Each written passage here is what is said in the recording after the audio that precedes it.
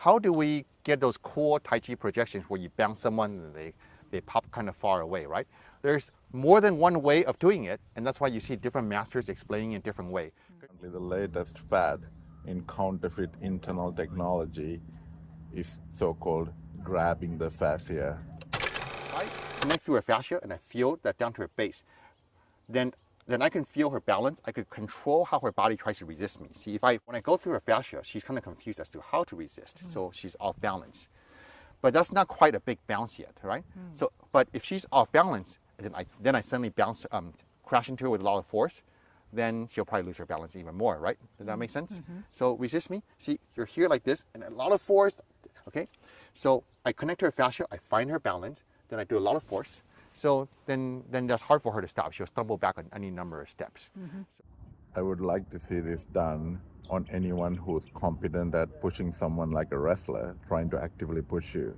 Good luck with that. Do that, so there he goes. And I can, once you get the fascia, if you just have the fascia and you're like, oh, I got the fascia. Well, if I'm going and pushing force this way and I change the angle and now I'm going this way, I still can't uproot him. And so as I resist him, and I demonstrated this before, I'm going to just press, and because of the size differential and the strength differential, there's no way I'm going to win that battle. Now my force is going straight through him into his bones as I do that, and it's really coming right back at me. Again, if I tried to change the angle and rotate him, that's not helping either. He's pretty rock solid. Instead, what I'm going to do is I'm going to tap into the fascia. So I'm using a lighter touch, and I get his joints. Anyone with eyes to see can see this whole grabbing the fascia thing that they're demonstrating. It's effectively touching the skin and twisting in a different way and shoving while twisting. What happens when we tap into the lighter touch? For one thing, it's unexpected. And also, the fascia has a different neurological wiring and system for our brain. Okay then, wait, but there's more. But what I was doing there was adding a little bit of energy and song. So if you want to practice this, the fascia, the best way to do it, you can relax for a second, but just put your arm right here. The fascia, best way to imagine it, you're contacting it, is with a spiral. So if you had a ribbon, or if I had a long piece of TheraBand and I wrapped it around, and I just wrapped it around his body in spiral. That's how you're going to have most immediate effect. So I take it, light touch, and I spiral it. Now, I have his fascia, he's starting to go back, and then I can get his joints all the way down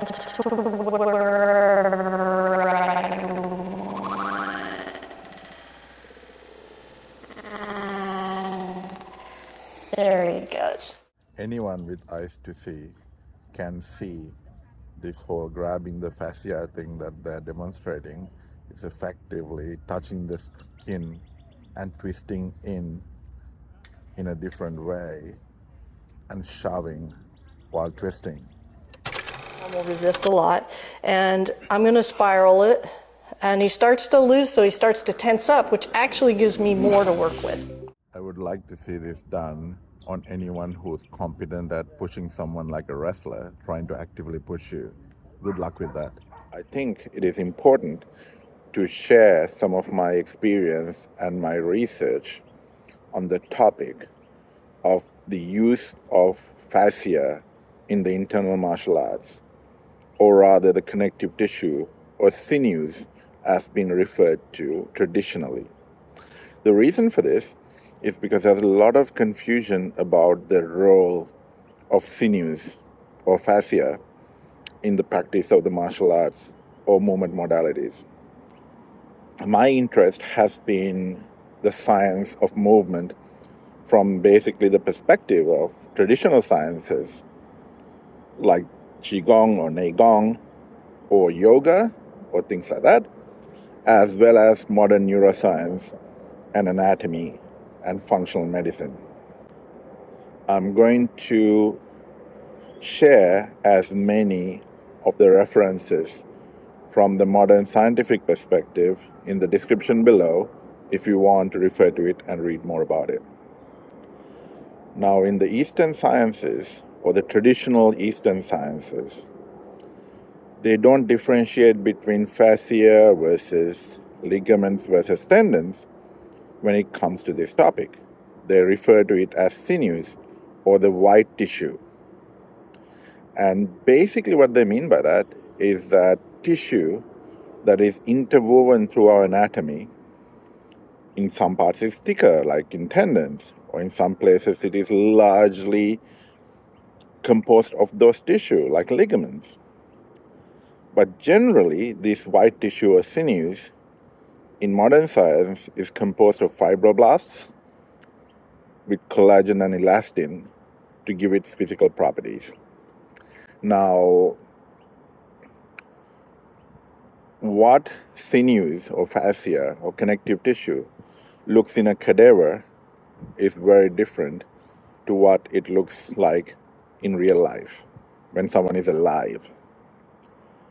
When someone is alive, these tissues can be largely solid in nature or largely liquid-like in nature. Now, these images were recorded of the living human fascia. This shape represents the kind of three-dimensional structure. As you can see deeply into the fascia, this is Strolling Under the Skin by Dr. Jean-Claude Guimbarteau. When you see the behavior of the fascia under some pressure, you start to understand how it is moving. Watch as the fascia, tendrils of the fascia move. Imagine elasticity, surface tension, flow, and movement. The shape of these quadrahedrons are multi-layered. Look at this, amazing. The elasticity is the first component. So basically the modulation of this happens with the autonomic nervous system, namely the parasympathetic and sympathetic nervous systems. Your autonomic nervous system is very, very intimately connected with your sinews or your fascia because it is modulated by the relaxation response, it is modulated by the fight or flight response. There are many aspects of the autonomic nervous system that has an effect on this sinews or fascia. Notice how the fibrils can move along another fibril. Its cross-linking is partly normal and partly abnormal, but you'll see this free flow. Look at this. See the way that a tubule of myofascia moves in this rendering. Now watch as you see the tendril move along another. Now think of a membrane spreading and splitting. Observe how it separates and how it can actually rejoin later on. The splitting is what we think of as the myofascial release. This amazing lattice here in this computer depiction how it is all enmeshed and entwined in a fractal chaos. And here, the rendering of two tubules separating, for instance. See how the fascia is in constant motion, responding to our every movement, allowing every flexibility of the tissues, movement of muscles, movement of the body, joints, everything articulating and allowing this free movement. Watch again as it separates. Now, fascia is not a set of wires running through your body. The fascia is an interconnected web, or rather an interconnected layer of multiple webs that are connected together and is modulated and mediated by the nervous system. So if you look at Tom Meyer's work dissecting cadavers in anatomy trains, you will see that he's referring to a lot of these myofascial meridians or lines that have thicker and continuous connections of the sinew running right through, as opposed to some of the other regions. But doesn't mean that these are independent elastic cables running through your body. Everything is interconnected into one large fascial mesh or a web that encapsulates our whole being. Physically, some parts are thicker and some parts appear to be more connected and function together, but these are not independent. The autonomic nervous system has a huge role in the coordination of this fascial web. Now, there is no such thing as fascial power. Now, yes, fascia actually has active contractile properties. Fascia does not generate power even though it's actively contractile. But some of the thicker regions of fascia, what it does is that it basically repurposes impact or force in such a way that it can be recycled for the next movement. So for example, when you hit the foot on the ground, there's an entire network of fascia that gets elastically loaded so it can recycle the power and divert it to the next step. So this massively increases the efficiency of walking. So the same thing happens when you're like basically swinging from tree branch to tree branch. There are these various systems in the body where the connective tissue, the sinews, store energy and release it to recycle power from one movement into the next, or the impact from one movement into the next. So there is a passive storage and release aspect of fascia, but it is not actively generating power like muscle do. But again, they have active contractility, which basically affects their shape, their tonus, and so on and so forth. Fundamentally, the power is being generated by the muscle, but it is being recycled by the connective tissue, by the fascia, by the sinews.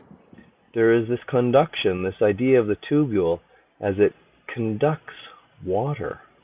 See this? As the water passes through a tubule of myofascia. Amazing. This is just to give you an idea of how the body, in constant motion, is responding to the myofascial release as performed by a therapist as they help you to release this cross-linking. Look at this area of densely packed fascia. This is the structure of life. Microvacuoles, pressure changes, areas,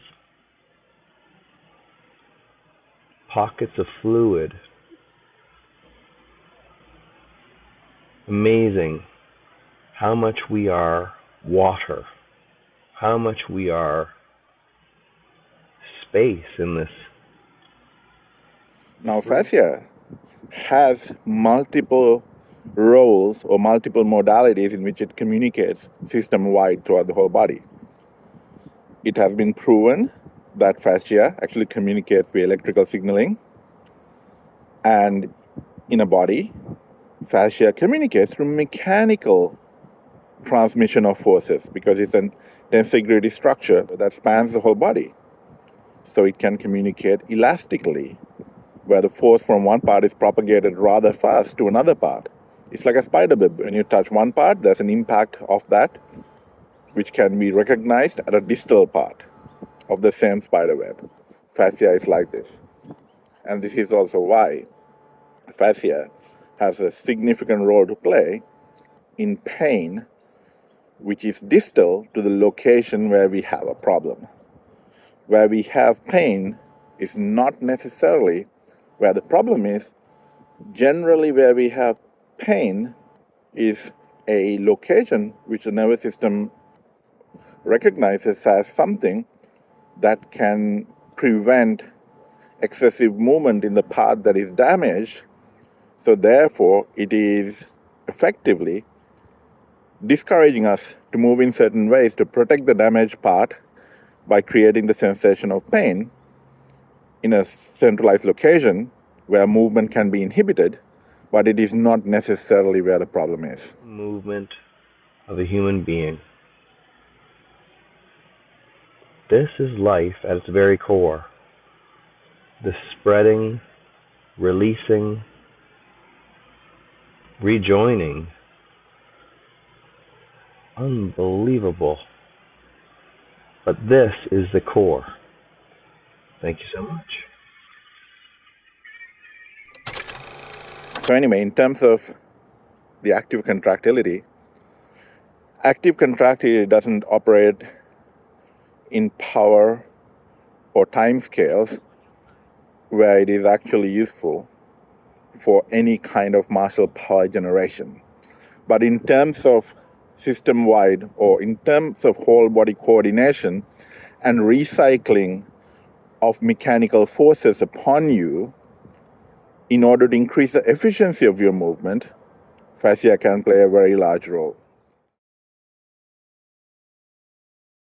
And fascia and sinews are very, very, very important in the internal martial arts, where there's a certain level of muscle tonus where it matches the tonus of our connective tissue.